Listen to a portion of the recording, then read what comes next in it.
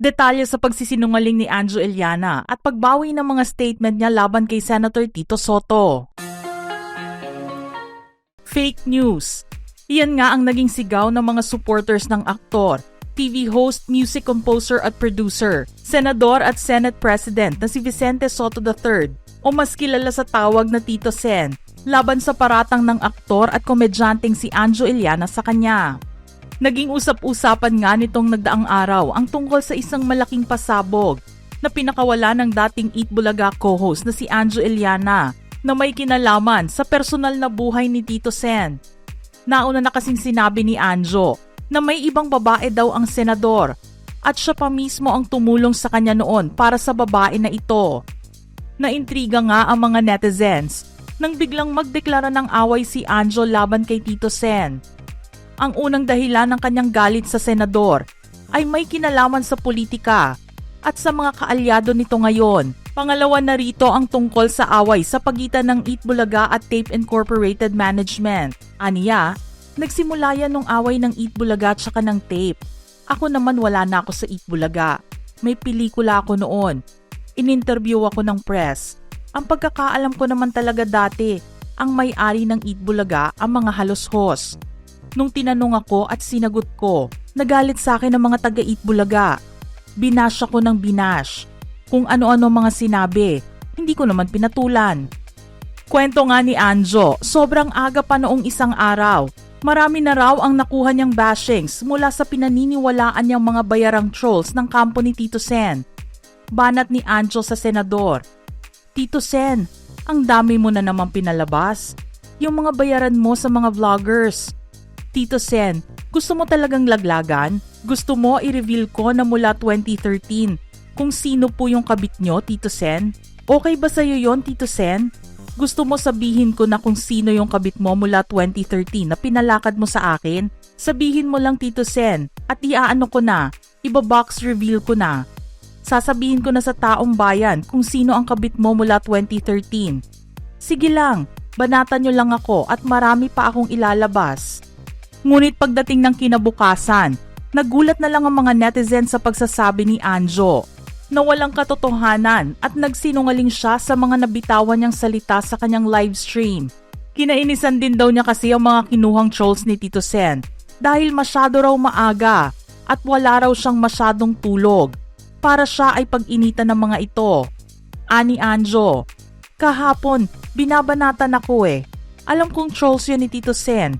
Yung bashers ng Eat Bulaga. Ang aga-aga, wala pa akong tulog. Medyo nabwisit ako. Binlove ko si Tito Sen. Sabi ko, Tito Sen, ayusin mo naman yung trolls mo. Kapag hindi tumigil yan, iaano ko yung mga chicks mo. Nang babluff lang naman ako. Hindi ko naman akalain na buong Pilipinas, buong mundo, magkakagulo. Pero hindi pa rito natigil ang pangiinis na ginawa di umano ng mga trolls dahil noong umaga ng November 3. Dumami raw ang mga bashers na bumabanat sa kanya dahil sa mga patama nito sa gobyerno. Sa livestream niya rin inamin na isa na siyang kaalyado ng mga Duterte o certified DDS na siya at suportado niya si Vice President Sara Duterte.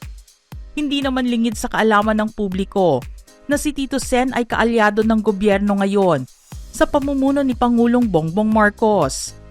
Ang paglabas ng mga bashers at trolls para manginis kay Anjo ang isa sa mga bagay na hindi niya nagustuhan. Ipinaliwanag niya na nagbigay lang naman siya ng opinyon tungkol sa issue sa flood control project sa bansa. Dagdag din niya na very active siya sa paglalabas ng kanyang saloobin magmula pa noong magsimulang pag-usapan ang nakawan at katiwalian sa gobyerno.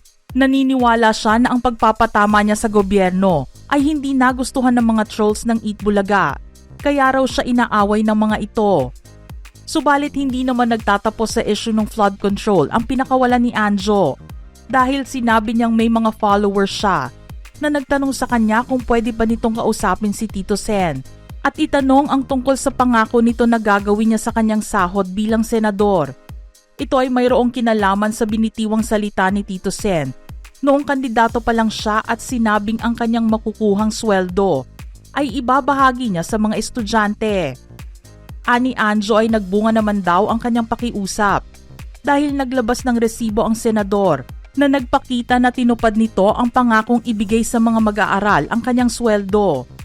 Pero hindi pa ito tinapos ni Anjo at sinabing hindi siya natatakot sa TVJ dahil hindi raw siya tuta ng mga ito.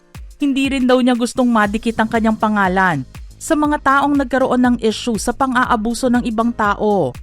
Dagdag pa nito na may sindikato raw sa Eat Bulaga at hindi raw totoo ang ipinapakitang pagiging mabait ng ibang mga tao sa programa. Dahil dito, nahingi naman ang opinyon at saloobin ni Tito Sen sa mga kaganapan na mayroong kaugnayan sa kanya. Ang naging sagot lang ng senador ay, "Hindi ko pinapatulan. Huwag niyong pansinin at nagpapapansin yan. Pati ba naman showbiz at paninira papatulan natin? Itaas natin ang level ng Senate press." Kaya naman kung ang politiko ay walang gustong sabihin sa mga alegasyon sa kanya, ang mga nakababatang kapatid nito na sina Vic Soto at Maru Soto ang siyang gumawa ng paraan para matigil na ito. Inamin ni Anjo na nagkaroon ng mainit na pag-uusap sa pagitan niya, ni Vic at ni Maru, at naiintindihan daw niya ang galit ng dalawang kapatid ni Tito Sen simula nang mapangalanan ang kanilang kuya sa issue. Sa kabilang banda, ipinagtatanggol lamang daw niya ang kanyang sarili sa mga bashers, kung saan ang ilan daw sa mga ito ay below the belt na kung magsalita.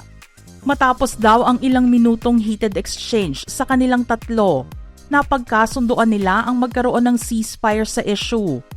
Sinabi ni Anjo na nagkaroon lang sila ng misunderstanding at miscommunication. Iginiit din ni Maru at Vic na walang troll si Tito Sen, ngunit hindi naman daw naniniwala si Anjo dito. Aniya, "Sige na, para matapos na ito, mananahimik na ako. Hindi na ako nag-vlog." So yung mga lumalabas ngayon, yun ang mga bago pa kami nag-usap ni na Bossing at Maru. Anyway, nagkasundo na kami, pero hindi kami nag-sorry sa isa't isa. Ang napagkasunduan namin, ceasefire. Nagkasundo kami na wala na akong sasabihin tungkol kay Tito Sen. Saka sinabi ko naman sa kanila, nang babluff lang ako.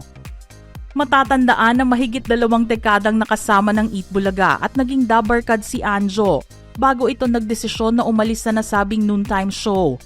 Panahon ng pandemic nang mangyari ito at na-assign sila ng naging kasama na si Jimmy Santos na magpunta sa iba't ibang mga barangays para sa One for All for One segment. Pagkatapos ay nagkaroon si Anjo ng bagong TV program na katapat ng Eat Bulaga. Ito ang Happy Time ng Net25. Kasama sina Kit Kat at Jano Gibbs. Nagsimula ito noong September 14, 2020. Ngunit hindi rin ito nagtagal dahil sa ilan ding mga issues. Nabalita naman na tinanggal si Anjo sa TV show. Ilang buwan bago ito tuluyang magpaalam sa ere, noong October 15, 2021. Malakas din ang paniniwala ni Anjo na wala siyang utang na loob na dapat tanawin sa Eat Bulaga. Hindi naman daw kasi porket magkakasama sila noon ng mahabang panahon, ay magiging panghabang buhay ang kanilang relasyon. Hindi raw siya maaaring kumampi sa senador dahil ang mga kasama nito sa trabaho ay nai-issue na may kinalaman sa katiwalian. Magiging tuta lang daw siya ng mga mahihirap na tao. Puppet ako ng mga mahihirap na ninanakawan ng gobyernong ito. Hindi ko susuportahan ang gobyernong ito dahil ang gobyernong ito ang pinaka-corrupt sa buong buhay ko na naranasan ko. Mga ka-showbiz peeps, gusto naming marinig ang inyong reaksyon sa ating istorya ngayon. Share your thoughts in the comment section below.